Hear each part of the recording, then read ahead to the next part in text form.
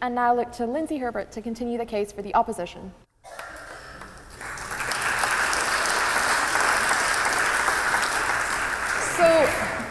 So I think there's some confusion here. The motion is actually, are we the architects of our own demise? The motion is technology itself good or evil? And it's a good thing that's not the motion, because technology is a set of tools. It can't be good or evil in the same way that a hammer and nails could be good or evil. And because it's a set of tools, it's bound by constraints and how they're used, and it's led by our goals for using it. So let me give you an example. I'm an inventor now for IBM. Yeah, very fancy. But I came from Northern Canada. And when I was 7 years old, I wanted to be an inventor even then. But back in the day when I was 7, and especially living in remote Northern Canada, my constraints were pretty severe. The amount of knowledge I could access was pretty much limited to my parents and maybe the local library. And the tools I had at my disposal were also pretty limited. But I'm still proud of myself, because my 7-year-old self built a robot. I'm serious. I built a robot. My robot could move, it could talk, as long as my brother was willing to wear the costume. My 5-year-old little brother was the heart and soul of my robot, but it kept that flame going, that creativity, that human spark to want to try to create and to solve problems and to do things. Now fast forward to today. I've got a colleague who has a 7-year-old, and his 7-year-old actually did build a robot of sorts. Well, first, let's go back to the constraints. What constraints does a 7-year-old today have? Well, for his invention, he had all of the knowledge in the world at his fingertips.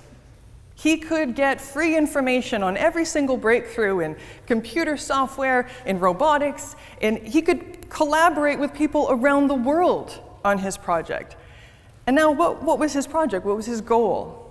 He built a trash can to go in your kitchen so that the more times you open the lid throughout the day, throwing stuff away, it starts to tell you off.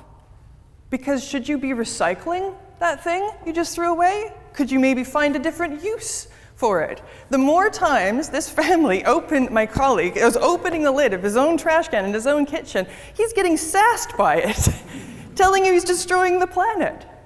7 years old. And it's the tools, and it's the goal.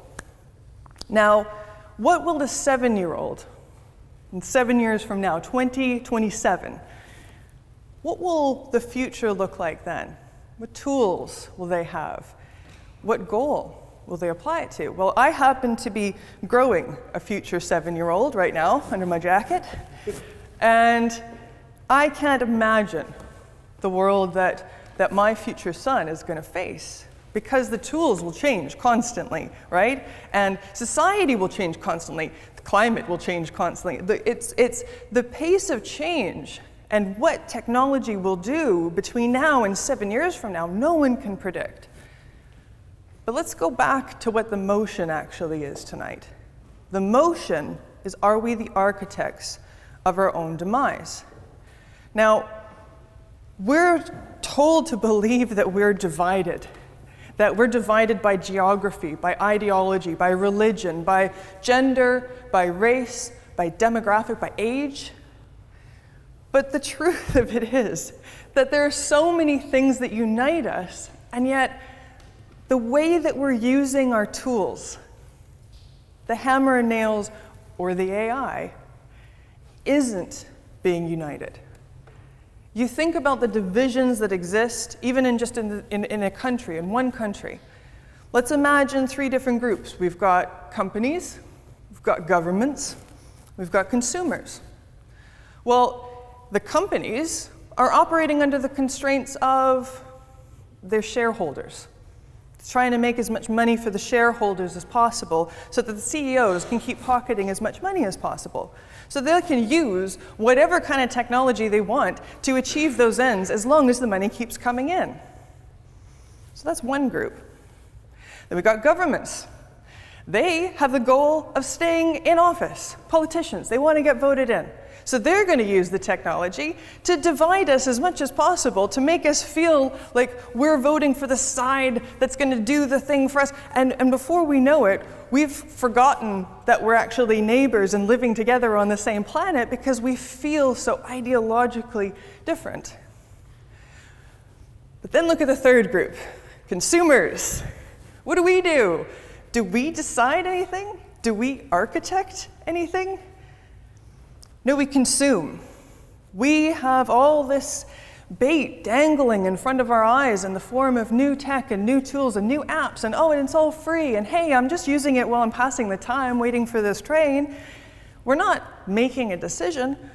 And whenever we feel like it's time for us collectively as a society to make a decision, to set some goals, to use the tools towards a common goal, we believe what they tell us. We're divided.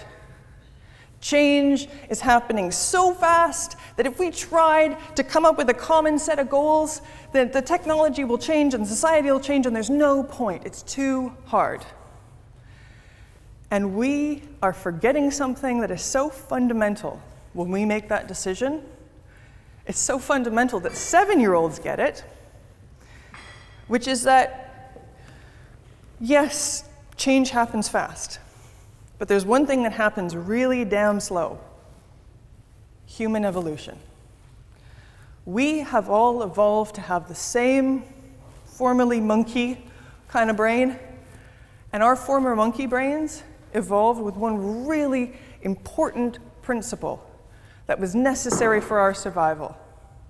And that was the pursuit of belonging. So much so that if we feel loneliness too long, we feel like we've been ostracized too long from a group that we value, our brains cause us physical pain, cause us physical stress so severe it can kill us.